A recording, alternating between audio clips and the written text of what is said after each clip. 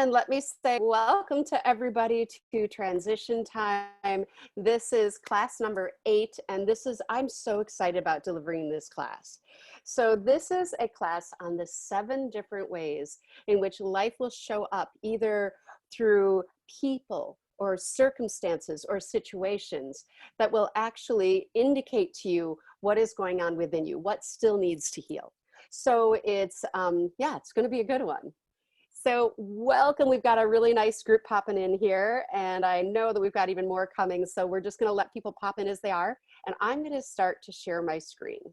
So if you have something to say or questions, just go ahead and you can get right in and just put a chat. I'll get a little notification, all right? So let's start. Let's start talking about the 7 mirrors of life. So one of the things that I teach all the time is this. I always teach that life is a classroom for your soul. All right, that's what you came here for.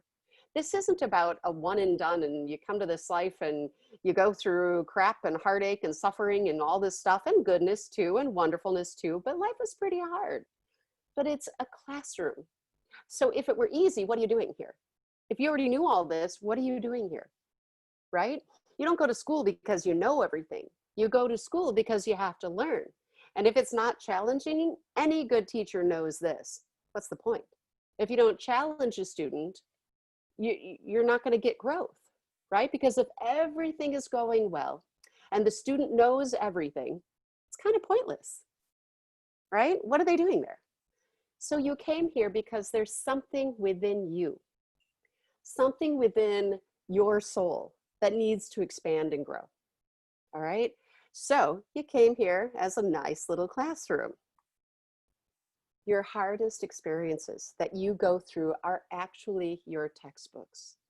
Whatever it might be, whether it's heartache or abuse or betrayal or weight issues or money issues or receiving criticism or rejection and betrayal, mostly fear, cruelty, okay, getting fired. These are all situations that are your textbook. Because seriously, you have to consider this. If everything is going well, why change, right? So if you were going to be in peace, you wouldn't have come here. This is not where you would have come, okay? If you're going to be in peace, you would have stayed where you were. But you chose to come to this human existence because you wanted to grow. So if that's the case, then life has to continually update the lessons. If your hardest experiences are your textbooks, the rate at which you learn and grow is going to be different for everyone. So there's not a syllabus for life. You've got your own. And as you learn and as you grow, different challenges will show up to reflect to you what you're still trying to learn. So I want you to do this. I want you to take a moment and I want you to reflect on the hard life experiences that you have. So grab a piece of paper, grab a pen, or just mental note it.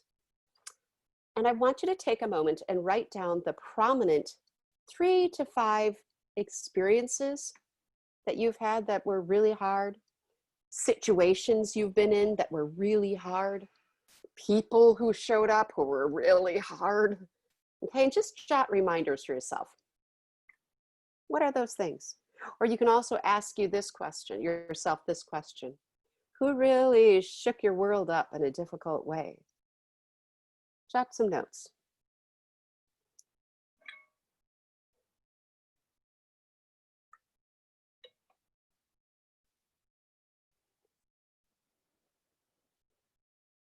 So if you just joined us, we're just taking a moment to write down the biggest experiences, situations, or people who showed up in your lifetime who really shook you up in a hard way. Who are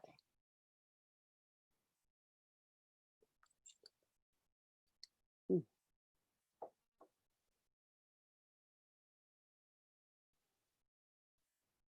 We'll give you just another minute yet.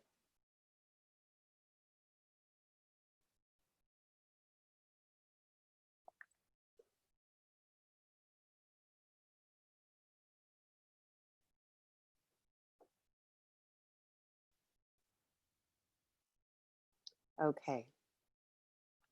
I'm sure it wasn't hard for you to write down different experiences that were hard because we all have them. There is not one person who is able to get by in this life without them. And there are so many people I talk to who are like, well, my sister, she just has it so easy. Or my best friend, or those people over there. Why do superstars have it so easy? They don't. Nobody does. I've worked with thousands of clients. Nobody has it easy. Okay, and I work with superstars. So for you to find out, what is it that I'm still trying to learn about? What is it that I'm going through? Well, you have to understand that life has 7 prominent mirrors, okay, that are going to reflect to you what you still need to be learning inside. So what happens is that we actually attract and create everything in our experience, okay? The life, circumstances, people, situations, they just keep reflecting. Now, you can take this story any way you want. I've shared it before, and I'm going to share it again. I'm working in Ojai, California, about 8 years ago now. And I've got a man sitting in front of me, and he's like, for some reason, his deceased mother came in, and I can communicate with those who are deceased. Again, take it or leave it. And so she had some things she needed me to tell him, which I did. And he was quite convinced it was her. So he said to me, oh, before she goes, will you ask my mom, did she bring me my girlfriend Lana? Because that would be just like her. And the deceased mother was like, oh, no, we don't do that. And next thing I know, I'm gone.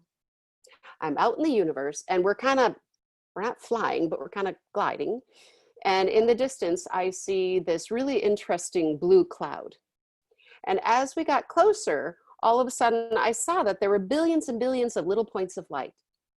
And then I'm looking and I'm noticing this really amazing thing with it. As one little point of light moved, they all moved.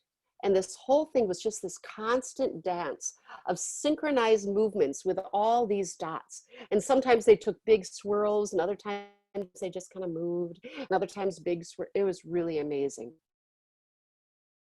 And she pointed to one of the little points of light, and she said, see this one right here? I'm like, yeah. She's like, that's you. And I'm like, what? And all of a sudden it hit me. I'm like, this is everybody on earth. And she said, you guys are all in perfect synchronization to each other. You just don't realize it. It would seem overwhelming to you, but to us, it's just a little mist. There are so many intervening variables, but you guys are always affecting each other.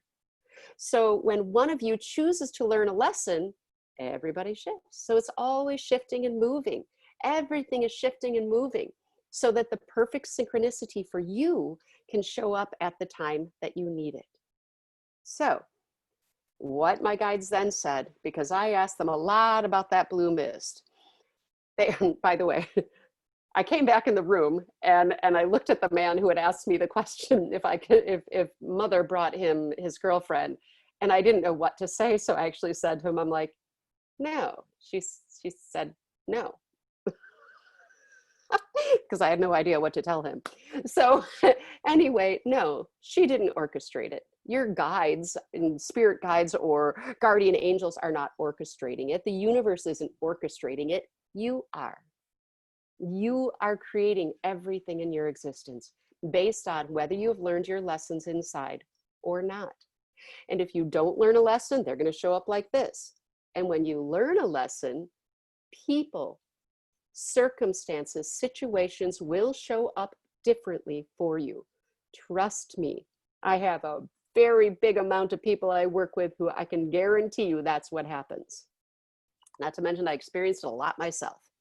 So I want to talk, for us to get into the mirrors, I need to talk and at least let you know who created the mirrors, who decided that these are the 7 different ways. Okay, there were this group of individuals called the Essenes. Now, the Essenes were identified because, and this information was identified, because the Dead Sea Scrolls were found in 1947 in a monastery in Israel. Okay, and so what they found is that the Essenes were reputed to have written the Dead Sea Scrolls. These were a group of ascetics, monks, hermits living in seclusion from the rest of the world, okay? And they were very spiritual in nature. They lived over by Judea on the shores of the Dead Sea. They lived about 2,000 years ago, and they were reputed to have trained Jesus. All right, if you believe in that, that's who trained him until he was 33. So they lived as this community of people who, again, they were not religious. They were spiritual. They were known to bring forth people who would change the face of the world and the course of history. They studied all religions because they studied science because they realized that all religions were perfect, depending on how old the soul was. And all of science can explain even spirituality and explain clairvoyance. All right, here's the other things. They seem to know how to communicate with angelic beings, just like I do, right? And they ended up solving the question of the origin of evil on our earth, just like my guides told me years ago when I wrote about in my books. Devil? The devil's just your ego. That's it. Okay, it is your ego that shows up and it keeps you stuck in pain. All right, here's what they said. They said their task was to just comfort the sleeping souls. They don't try to wake them up. Those who aren't ready to know all this, those who are still thinking there are no spirits, there are no things, this is just a one and done life, blah. There is no energy. Of course there is. But you don't try to convince anyone of that who isn't ready. You comfort them. And those who are ready to awaken, you awaken them, okay? Because they come to you. And those who are already awake, you just help them keep on their path. That's what we do. So they identified the 7 Essene mirrors, which I call life's 7 mirrors. Now, when they wrote the 7 Essene mirrors, there's some pretty flowery language with it. And I was like, you don't even remember that mirror because you can't remember what they're talking about with the name. So I renamed them, but I have to give them credit. So let's talk a little bit about these mirrors. Oh, there we go. So these are the words of the Essenes. They called it that which we are, that which we judge, that which we lost, gave away, or had taken away, that which reflects our most forgotten love, the mirror of the father and mother, that which reflects the dark night of our soul, and that which reflects our self-perception. Again, I took their words and renamed them so that you can remember them a little more easily. Because if you really think you're going to remember, oh my gosh, well, mirror number 4, that which reflects our most forgotten love. Yeah, forget about it. I don't know. I don't remember it. So I made it easier. So why do we want to understand the mirrors? Why would this be important to you?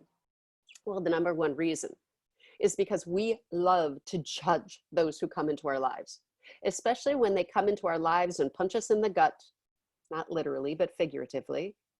When they come in and they show up hard and they wreak havoc in your life, we want to judge them. We want to tell everybody about what a big bad baddie they are. Okay? But you know what? You drew them in. They just came into your life because our blue, that blue mist was showing we're just in perfect synchronicity to each other. And it's showing up for your highest and greatest good, believe it or not. It's there to teach you. So instead of judging others and pointing the finger at others or telling everybody else what a horrible person that person is who showed up hard in your life is, we can ask ourselves the question, wonder what I drew that person to me for. It's going to keep you from being a victim. Victimization just gives away your power. Why would you want to do that? So take your power back. Okay, start looking at, so I drew this person in. I don't have to feel bad about it. There's some reason I needed that person to come in, okay? And it's going to keep you internal instead of projecting your pain and wounding outside of you. This is going to help you to look at relationships, all of them, family, love, children, colleagues, acquaintances, with a more discerning eye. Okay, it's going to help you to find compassion. Through their reflection, you get to see what you need to heal. So instead of judging them, just thank them. It'll take your power back. So what I always say to people is that this is going to help you to seek to understand. Instead of showing up in life seeking to be understood, I was hurt, I was hurt, I was wounded, hear me, I was wounded. And yes, we were, we all are. But what about instead of seeking to be understood, that you seek to understand? You seek to understand why the other person would do what they did, to try to find compassion, and you seek to understand why it showed up in your life, not to judge yourself, not to blame yourself. That's silliness. Just to say, so I orchestrated a lesson for myself. What was I trying to teach me? The other thing to understand is that the mirrors all interact with each other, often in a combination of different things that are happening. So you don't look at a life situation and say, this is situation number one. This is mirror number one. It's usually like number 1, number 4, and number 7 together. But knowing about them is going to help you to really analyze things in a way deeper way. So let's talk about this. Mirror number 1, I call in the moment. Okay? In the moment means this. What's your current mood? Did you wake up crabby patty? Are you missed happy? Okay? Are you just in a bad funk and everything is bad and everything is horrible? Whatever it is that you feel in the moment, you are actually projecting out into this world. And so if you wake up happy snappy, you're going to go out in the world and you're smiling at the world's going to smile back. But if you wake up crabby patty and you look out at the world's going to look back at you the same way. So I have an example for this. So basically this is reflecting your attitude. I woke up one morning when I lived in Ojai, California, and I was crabby patty. I was in a nasty mood. And I'm decided, well, it was like 5 in the morning and I'm up early and this is stupid and I'm all crabby. And all of a sudden I'm like, you know what, I might as well just go to my gym. But if you know Ojai, my gym was down in Ventura. So I'm like, fine, I'll get up, I'll make it there by 6 by the time it's gonna open, And I get in my car. And I throw my gym bag on the front seat, the passenger seat, and I get in the car and I'm like, no, I need gas. This is so stupid. And I get driving and I'm all crabby. And I get to the gas station, I'm filling up with gas. And then I drive away and I promptly hear my gas cap roll off the back of my car, clunk, clunk, clunk, clunk, clunk, into the road and go into the side of the shoulder. And it's dark. And now I'm really mad. God, I'm never going to find it. This is stupid. And then I hear my guides. And they come through and they're like, Kelly, turn it around. What?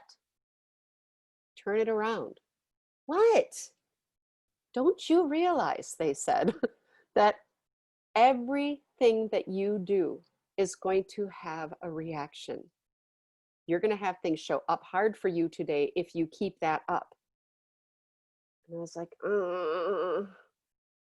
okay. I'm like, fine. And so I turned it around and I took some deep breaths and I was like, I feel much better. And I released all my crabbiness and I, just felt it like a big black cloud and sent it out the window. And they're like, feel better? I'm like, yeah. And I get to the gym and I pick up my gym bag. The gas cap was underneath it. You tell me how it got there, because I have no answer. To this day, no answer. And I picked up my gas cap and I went, I got it. I'll never forget. And I didn't. I never opened up that side door. There's no way that gas cap could have gotten underneath my gym bag. Okay? Please understand. If you wake up crabby, you're going to have hard days. Now, here's an example that I like to use. You know, like when you have to call the phone company or maybe the government, or maybe you have to call some agency that you know you're going to be put on hold forever. Okay. What I like to do is this: before I get on the phone with them, instead of going, oh my God, I've got to call AT&T. God, they're so horrible to deal with. Not picking on you, AT&T. It was just an example. But you know, you got to call this and you're like, ah. If you do this, guess what you're going to get? You're going to get the most irritated person on the phone. Try this next time you have to call someone angry, okay, or somebody who's not good. You know, I'm gonna get in a really good mood, and I'm gonna get the best person who really wants to help me. And every single time when I shift my mood, I get the best person, and they really want to help me because I know mirror number one, your current mood. In the moment, what's your mood? Okay. Any questions about mirror numero uno? I think you get it. Mirror number two, charges and judgments. Oof, this is a brutal one. I want you to think for a moment. What do you hold charges about? What do you hold a big charge around? What's your biggest pet peeve? What really gets your goat? That's an American saying, or maybe it's a Wisconsin saying. What really gets your goat means what really gets you worked up emotionally. And you can even ask it this way: I really hate it when, and I want you guys to write in the comments, what do you really hate? What really gets you? Okay? What can someone do or say to you that will be sure to set off an emotional trigger in you? Okay? Or what is sure to make you feel bad about yourself? What are your charges? I'm gonna stop the share. I'm gonna look at the chat. What do you guys have for charges? I know you got them. What bothers the bejeebus out of you? Or what makes you feel bad? I will pour some tea as I'm waiting for responses. Okay, now they're popping through. What you're gonna do? Oh, somebody says, what are you gonna do for work? Well, how are you gonna make money? Ooh, yeah, that gets her. I hate it when someone makes assumptions about me based on my race, gender, or nationality. Yeah, Klima, yes. Misty says, unethical people. I get you, Misty. Okay, Gabby says, when somebody disrespects people. Yes, me too. When somebody yells at me, Elise says. And Karen says, someone I know buys a home with another realtor. Cindy says, when people lie. Ooh, so Sheila says, smart answers. Yeah. Smarty pantsies. Michelle says, when my husband says I'm acting like my mother. Ooh, wait till you get to one of our mirrors. Micheline says, is your house sold yet? When somebody asks. Ah. And Marissa says, unethical and immoral people. Misty says, LOL. Ron says, unconscious people who play a victim. Yeah, I get that. Carol says unsolicited advice. Oh, yeah, that's a good one. Okay, Holly says when people around me are sick. Ooh, yeah. So, okay, we got these charges, right? Guess what's going to happen to you when you have a charge? Allow me to show you. You're going to end up with mirror numero dos.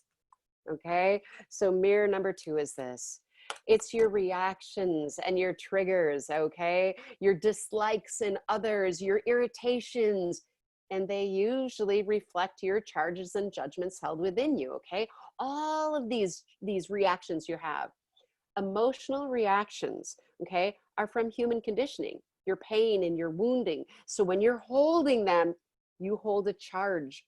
Okay, and that's why you judge. There's a charge in you from your human conditioning, from what happened to you in childhood or throughout your life. Okay, sometimes it's even what we judge in others. So what happens is this: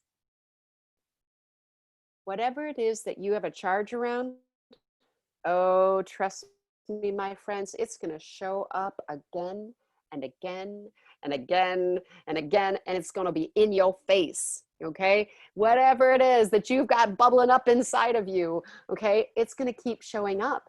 because whatever it is that you are going through inside, you wouldn't have a judgment about the ideals of life or your beliefs or your actions or your traits. Something inside of there needs to heal, or you wouldn't have a charge about it. Okay. And so it's really reflecting to you what's going on within you. And because you are creating the circumstances around you that are there to help you heal, whatever you hold a charge around is going to keep showing up. Like did you ever notice that? Like if you hate, so let's use Micheline. She said, when people are asking me if my house sold yet, well, I betcha because you're holding an irritation about it, what is going to happen? Hey, is your house sold yet? Hey, is your house sold yet? Hey, what's going on with your house? La, la, la, la. And you're going to be like, zzz. Okay. So the best thing to do to not have mirror number 2 show up, just sit and do the box of emotions on my YouTube channel, or clear the emotion, get into some type of emotion or emotional clearing that's going to help that charge to leave, or heal whatever it is in your childhood that is still bothering you. Okay. I have a comment here. Let's see. Kalima says, uh-oh. Exactly. Okay. So just, you got to look at what you're holding that charge around, because it's going to keep showing up. So I also want you to think about this. Classic projection. Classic projection is projecting what's going on inside of you onto those around you. So do you judge others for what you are? Okay. So and just think about this. What is a belief, behavior, or quality in someone else that you judge? And why does it bother you? How does it relate to you? Is that what you want to judge in others or think of yourself? Okay. Is this an old quality that you were in you that you worked really hard to get rid of, and now somebody's showing up with it? It's gonna trigger you. You're gonna hold a charge around it. I hate people who are weak and things like that, because you used to be, right? Do you do something well and expect others to do well what you do? I do this really well, so why don't you do it well? Okay, is there something you don't like within yourself that you're seeing in someone else? This is all classic projection, and it's still mirror number 2. So let me look at these comments. Let's see. Micheline said, thank you, Kelly. Marcia says, Kelly, you mentioned a video to help with clearing. Please say the title again. Thank you. Yes. On my YouTube channel, there are 2 different things you can get into. Well, first of all, go into the playlist of meditations. In the meditations, you're going to see clearing anger, clearing grief, clearing self-esteem. You might also just use box of emotions, BOX, box of emotions, and it'll help you clear whatever you've got a charge around, okay? Whatever you're holding inside. Or if you wake up crabby patty, use it to clear out the emotions. It'll help.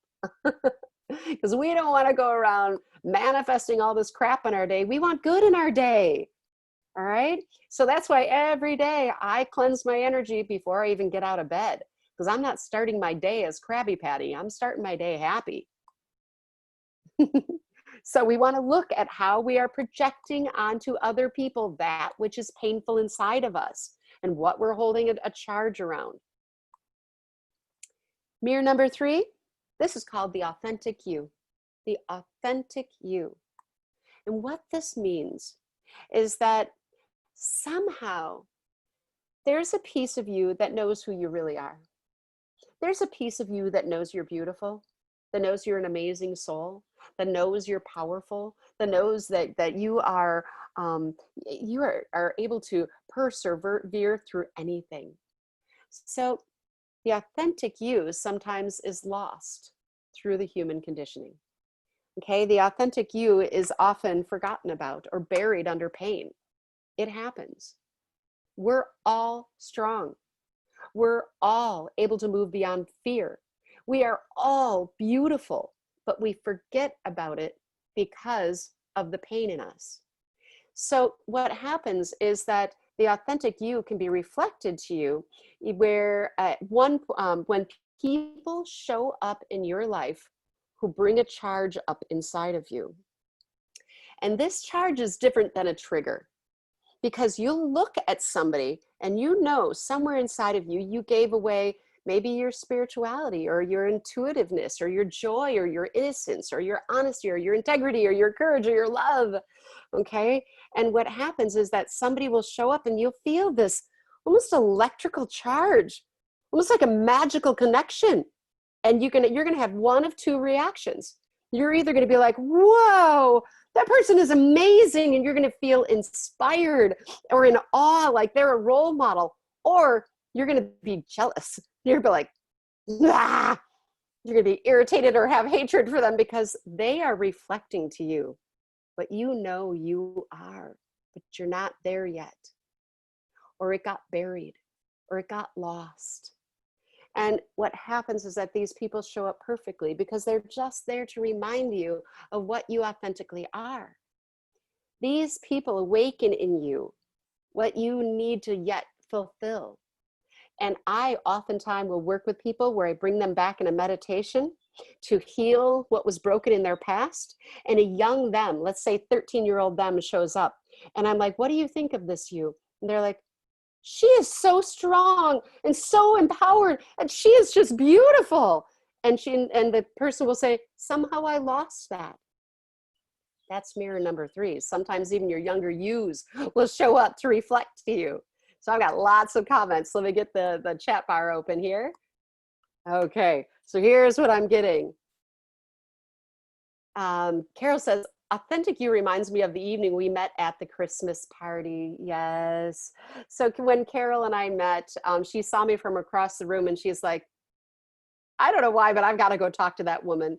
And she ended up being a client and then a really good friend. And so it's amazing. Kalima says, is there a way to tell the difference between awakening the drowsy, engaging in disclosure that is moving everyone forward, or just getting sucked back into an old wound? You know, when it comes to awakening the drowsy, if you're looking at a global level, this is critical, okay? So when we look at a global level, anyone who is going to experience, let's say there's big disclosure about, I don't know, let's just say the government lying about everything, and they're actually being, aliens, and they're actually, the government lying about the Federal Reserve, let's just say. Okay, let's say that all of that is disclosed. Those who are ready to hear it will hear it. Those who aren't ready to hear it will never hear it. They'll be angry. They'll say, that's just a big lie. That's not true. That didn't really happen, because they're not ready. Okay. When it comes to a personal, person who needs to wake up, they just don't see reality of life at all. It is not your job to school them. Okay. When they are ready, they will come to you. They will ask you a question or open a door. So we don't go up to people and go, wake up. They're not ready. They won't hear you anyway. Okay, they won't. You speak to those who are ready, okay, and let them find you. Bella says, when you say the authentic you gets buried under your human experience, is that exclusively from before this lifetime? No, it's in this lifetime. Yeah, it is from this lifetime, but also sometimes your past lives can affect you as well. I had 2 that I had to work through in this lifetime, and I'm currently working through the second one. Okay, so sometimes you have to heal things from past lifetimes, but most people don't realize that because it's going to show up in this lifetime anyway. Okay, because we'll start karma in one lifetime and finish it in another. All right. She said, I didn't think I would like you. Carol. Okay, so let's look a little bit more at this. What are others reflecting to you? Think of someone who you hold a positive electrical connection to, or maybe who you're a little jealous of. Okay, and ask yourself these questions. What qualities do they embody that you admire? What is it? What is it in you that prevents you from embodying these qualities? What is it? Why aren't you embodying them? And when you ask yourself that question, now you can go back and know what younger yous to heal. What experiences in your past are still haunting you? Is it that, think about this, maybe you don't feel empowered to embody this great thing that you see in someone else. Maybe you have fear of having it, or fear of embodying it, or fear of moving forward, or there's something. Maybe you don't believe you're worthy of having or embodying this quality. So it's important that you say, who is the real me? And I can guarantee you, even though we're all different, we're all beautiful. We're all kind. We're all gentle. We're all sensitive. Okay? We are all in this beautiful place as a soul. But when we come here on this earth, sometimes it gets buried, really buried. Okay? And it's our job to dig ourselves out. One of the things you can say is you have to ask yourself, do I hate them for being what I want to be? Or do I love them for inspiring me? All right. Mirror number 4. Are you ready? This is what you lose. What you lose is going to show up to you through your compulsions, your addictive behaviors. Okay? And maybe it's, I can't change. I can't handle change. I can't handle change. Maybe I need money. I've got to have money. I've got to make more money. Now I've got to make more money. I made money. I've got to make more money. Or maybe you're addicted to exercise. Or maybe you're completely obsessed with how you look, your appearance. Maybe you're addicted to food. Maybe you're addicted to control. Maybe it's drugs or alcohol, or maybe it's trying to fix other people or be a caretaker. Maybe it's some kind of a sexual fixation. Maybe it's codependency or need. What about if you're always trying to be perfect? What about if you're addicted to eating healthy? Never can you screw up. Always eating healthy and judging others if they don't. What if you're addicted to spirituality? Remember the 3 treasures of wisdom. They are compassion, humility, and moderation. That's because anything out of moderation is an obsession or compulsion or need. Okay? When we look at this mirror, okay, remember this is the what you lose. These addictions are going to cause you, or obsessions or compulsions, are going to cause you to lose. Okay? And here it is. What is it that you're losing? Maybe you're losing a way of life that you could be living that is better for you. Maybe you're losing particular relationships. Maybe you're losing time with family. Maybe you're losing internal peace and internal balance. Maybe it's affecting your health. If you're over exercising, trust me, that will affect your health. What about if you're losing out on good self-care? Maybe it's causing you not to have safety and stability in your life. For you to understand mirror number 4, you have to look at the ways that you're obsessive or compulsive about things, and you have to look behind the addiction to see what's causing it. What void is it maybe trying to fill? Why is that there? What happened in your childhood that is keeping it there? So let's use this example. The example of the man who's the alcoholic, the father. Okay, so these addictions, imagine that from his drinking, his family all left him. All left him. He was abandoned by his wife, his kids. They left him. He just couldn't stop doing it. Okay, and what's happening is that his addiction is causing him to lose what he loves most. And it's reflecting to him that he has a false belief around family, or him deserving it, or that they're good, or that they're safe. There's something in his childhood that is driving away what he needs the most. Maybe someone's a workaholic, okay? And the workaholic is just working so much that everything is just, there's no good time for them. Maybe somewhere in their false beliefs, they don't believe they're worthy of taking care of themselves, right? So your addictions are going to reflect you, all right? Your internal fears are what are driving addictions, or they wouldn't be there. Do I fear losing my family because I don't think I deserve them? Do I fear losing love because I don't feel good enough for it? Do I fear losing my relationships because I fear rejection or abandonment? Do I fear finding my passion because I might not be good enough at it? Am I afraid of failure? And so somehow your addiction is going to keep you, all right, away from getting what you want. There's a comment here.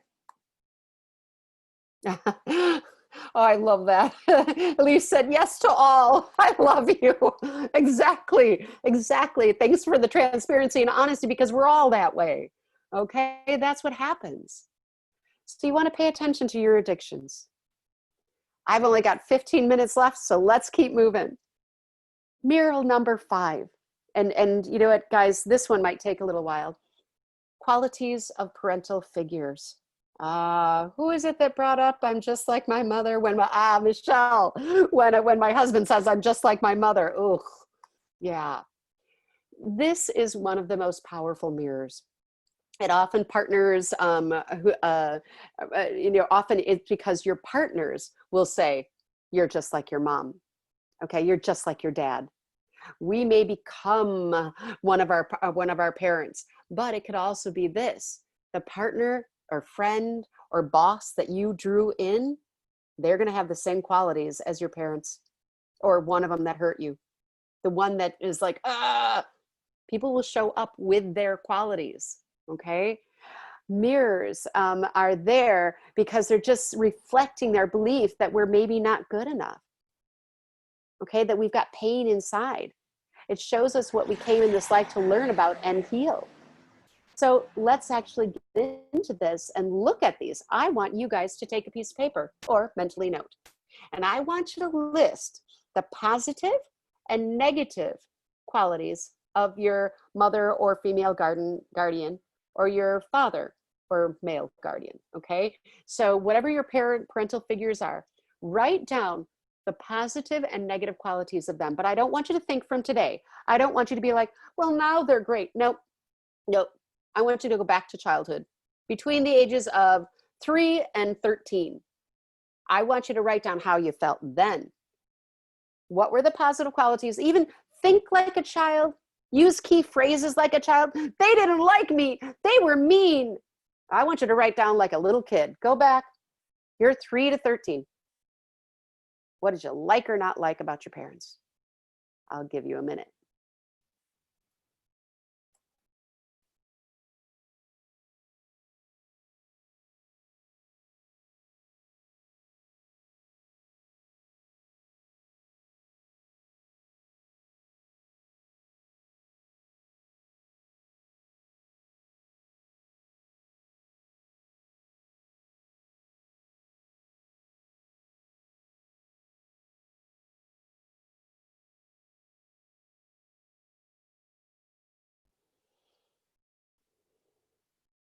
Okay.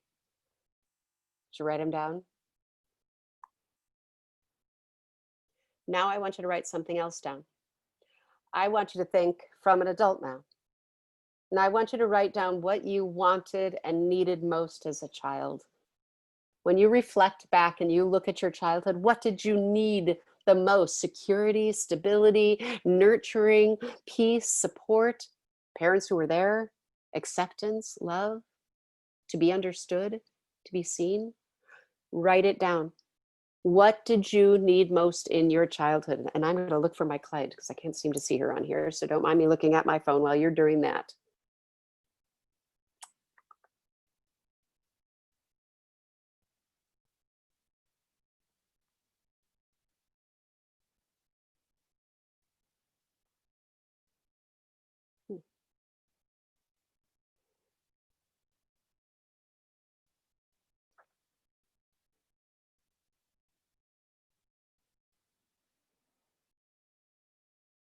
Okay, did you write them down? Now, here's what I want you to do. I want you to complete these statements. I sometimes attract people into my life who are. And I want you to look at your negative qualities from your mother and father figures. And I want you to write them down. I want them to be, and I want you to select the positive qualities of your mother and father so that I can have and select from, oh, that's worded wrong. Select from what it is that you needed the most. What did you need the most in childhood? And I often prevent myself from getting this due to, and write down your addictions. See how this shows up for you. Ask me questions if you need.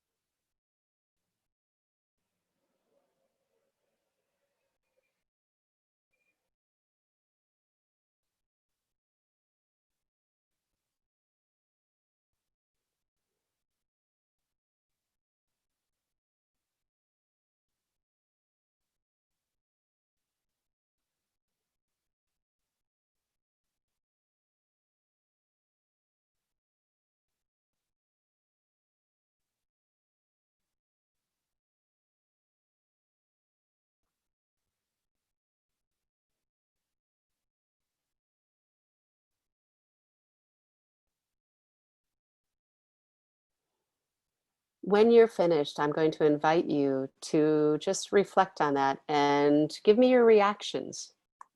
How did that go for you? Kim says, oh, I'm sorry. I'm going to actually read that later because it came to me privately.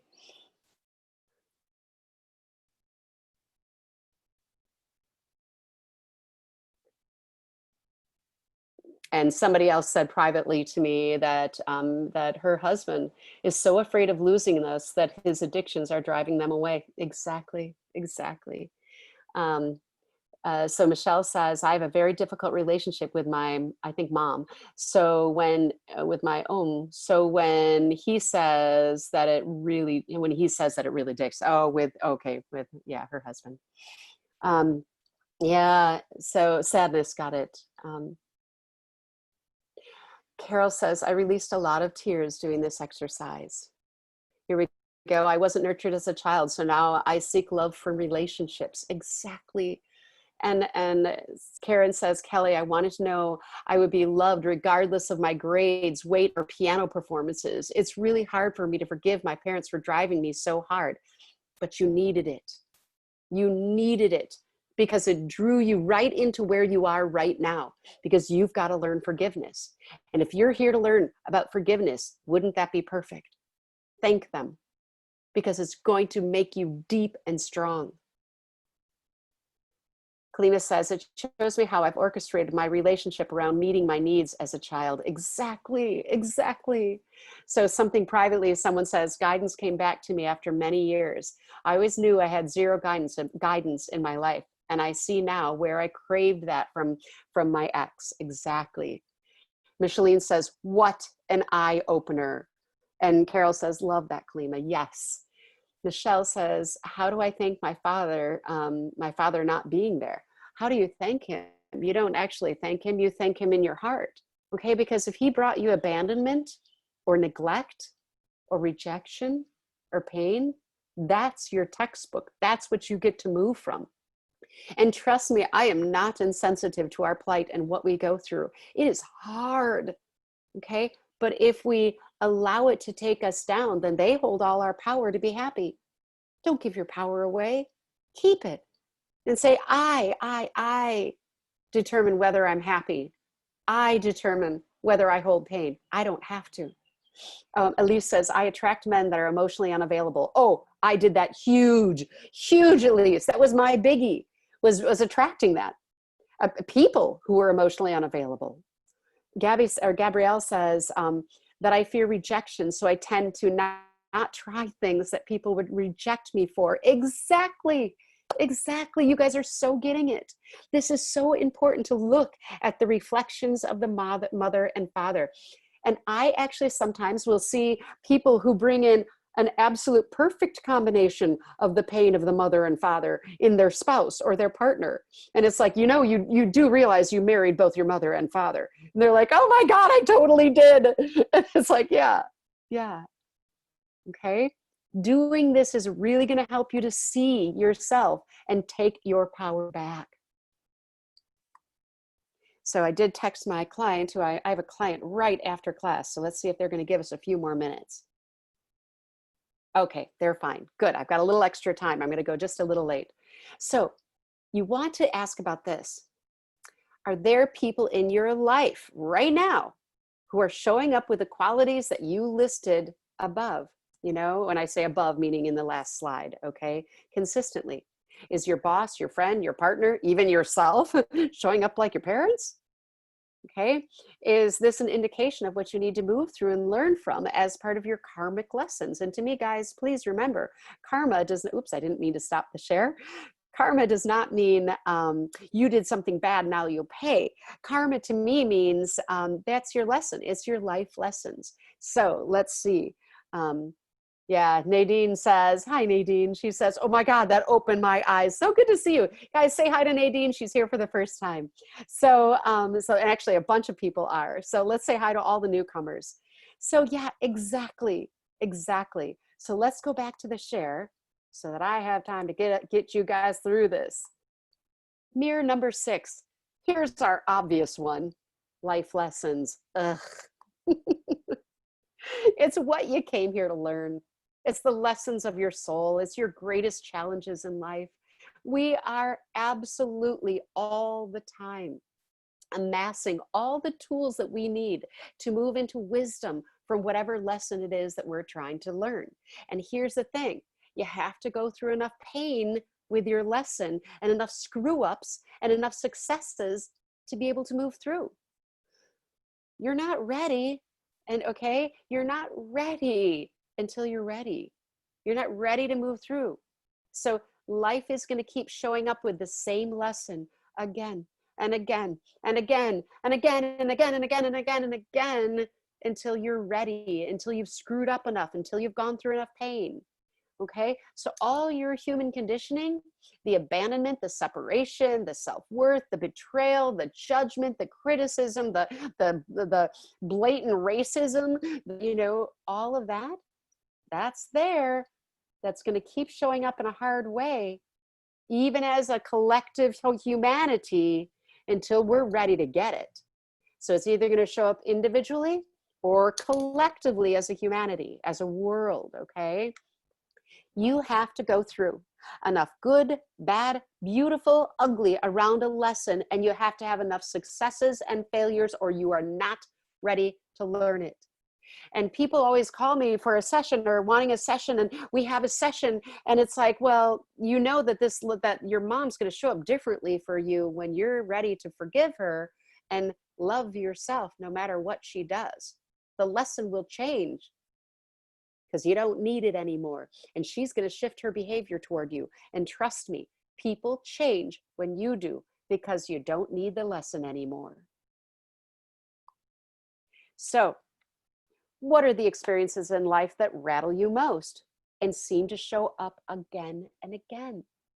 Okay, betrayal, rejection, chaos in your life, lack of basic needs, no money, failure, competition, loss of control, separation, victimhood.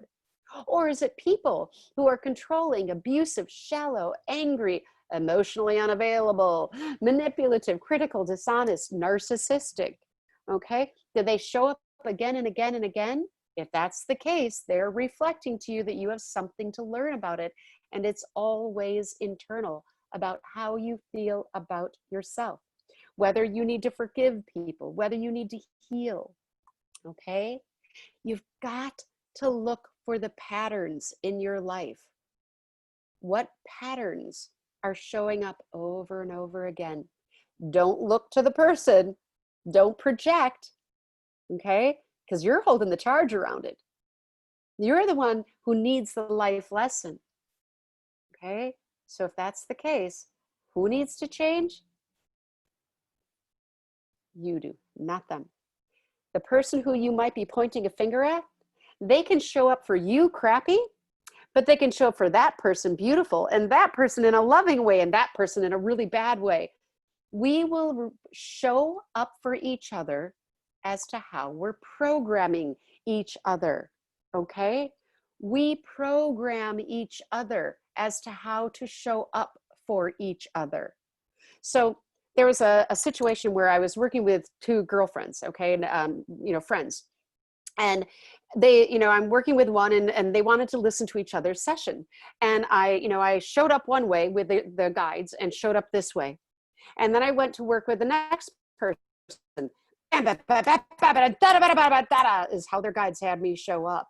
And they were just shocked. They're like, you were totally different showing up for each of us.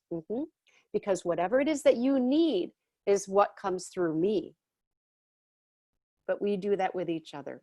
We just don't realize it. When hard life lessons show up, what's your reaction to them? Okay? How do you respond? Are you constantly blaming people, telling everybody how bad other people are?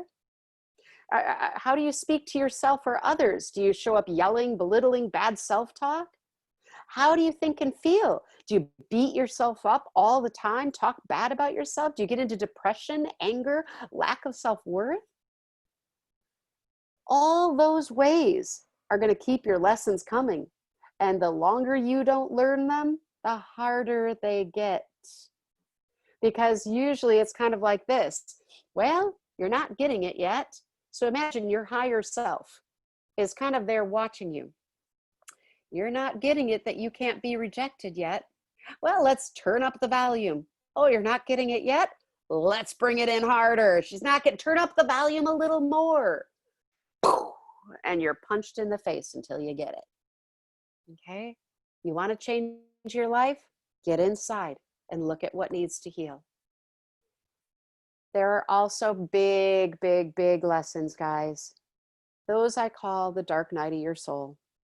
Okay, I wrote about those in my book, Chapter 5, in The Art of Inner Alchemy. These are the big ones.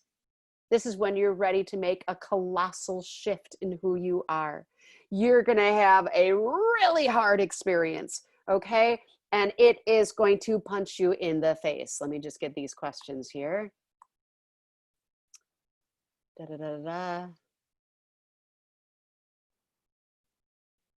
With how some people show up to you, can that in some situations mean you need to let go of those people from your life?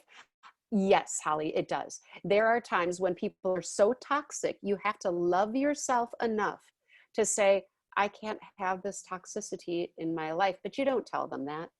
You don't get to school them. I can't have you in my life because you don't vibrate high enough for me right now. I am on a spiritual quest and healing. No, you don't do that. Okay, let them fade. And if it's your family, then you just say, hey guys, I'm going to be going through this really big healing experience and I'm just going to put you on hold for a bit. So if I'm not responding, this is why. If you have a big falling out, you're going to bring in more drama. Okay? Keep the drama where the drama needs to be. Don't bring it into your world. But yes, sometimes you do have to let people out of your life.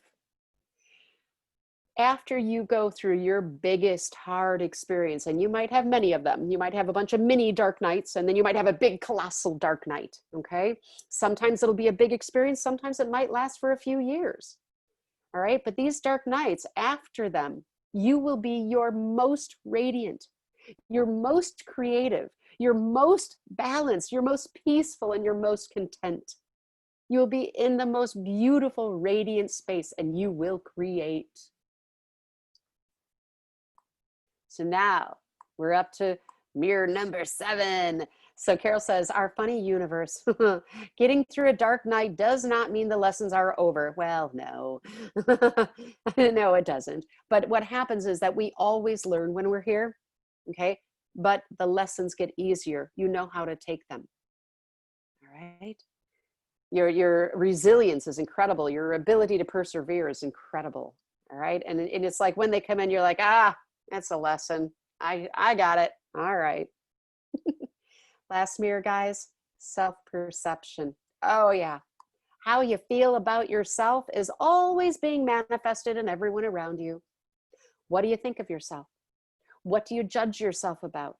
And remember those charges. Let's say you judge your body. My body, it's so ugly and it's all fatty and la, la, la. Guess what you're going to see all the time? The most beautiful people always will show up in your face and be like, look at what you think of you. It's so crappy and hard. Okay. So I may say that in a joking, sarcastic, way, but it's hard. Okay. Because that's what shows up in your face all the time. Okay, what you judge about yourself is going to keep showing up. What do you believe about how others treat you, value you, or like you? That's going to show up all the time too. Okay, so you're going to be in this place where it's like, if you don't like who you are, and you're judging yourself in a particular way, that's always going to be in your face. People treat us like we treat ourselves. You know the golden rule, treat others like you want to be treated. Well, treat yourself like you want others to treat you. It works both ways. These are also our perceptions about life. So you have to understand this. Every moment of every day, you are programming everyone around you as to how to treat you based on how you like yourself. So I want you to ask yourself, what is your story? What do you judge yourself about? Do you like you? And it's not just you. You've got to look at every age of you and every experience of you and go, yep, 17-year-old me who was just in a shit show, I love you. I understand why you were the way you were. I understand why you did what you did. And I'm not rejecting you anymore. Get over here. Get over here. I love you. And I want you as a part of my experience. When you can do that with every single one of your yous, you're going to be in a good place. And then you have to ask your story about life. What is your story? People judge me. They think I'm weird. They don't believe me. They don't think I'm good enough. You got to shift that story. What's your story about life? All right. Life is chaotic. Life is hard. I never have enough. I never have enough time. I never have enough money. I never get a break. I never have enough anything. My boss hates me. All right. I'm always left out. Everyone else has it better. I can't get that partner that I want to have. Why don't I get love? I never get love. Oh, guess what you're manifesting, people? Your story. So the key is to do this. Create a new story. Sit down, guys. Write down what you want. My body is so beautiful. I have great skin. I always have enough money in my account. People love me. Okay, people trust me. Opportunities, they just show up for me. I sleep like a rock. Okay, my digestion is amazing. And sometimes, guys, when you create your new story, you've got to fake it till you make it.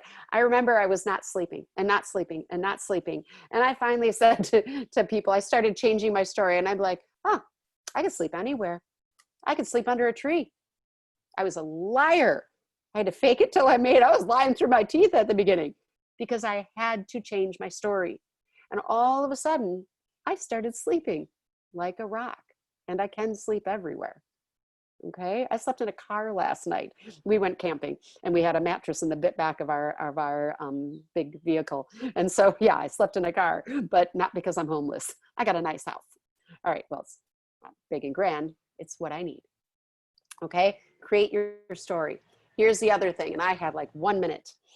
I want you to pay attention to this. All of your emotions, they have a vibration, okay? I want you to think about your vibratory level. If you are driven by fear, look at this chart. Fear drives shame and guilt and checking out or hopelessness or sadness or depression or needing that car, that wife, that house, that whatever to be okay. All right? When you operate from fear, that vibratory level inside of you is going to be that of fear. And the only thing that can come into your life is that which matches your fear. People, circumstances, situations. How you feel about you is going to draw to you matching circumstances. Okay? So I want you guys to do this. I want you to imagine that you have to give yourself a grade. a grade, okay, about, yeah, your physical appearance. What grade would you give yourself? What about your mental ability? What about your emotional state? What about your social skills? What about how you are socially or how people treat you? Give yourself a grade. And if you're giving yourself terrible grades, you have to ask yourself, why did you give yourself that grade? Because we are beautiful. So maybe give yourself a grade for where you're at the moment, and give yourself a grade for effort, for ability or desire to see what's inside of you. Okay? We can all get to that beautiful level. We're not all going to have beautiful talents, okay? But you've got the talents you were supposed to have. You have the abilities and the characteristics you were supposed to have. Me, I was supposed to have baby fine hair that's now down to the middle of my back and only makes these little ponytails. Okay? I was supposed to have that. I can't judge it, right? I'm not going to judge myself. Look at how you're judging yourself. What grades are you giving yourself?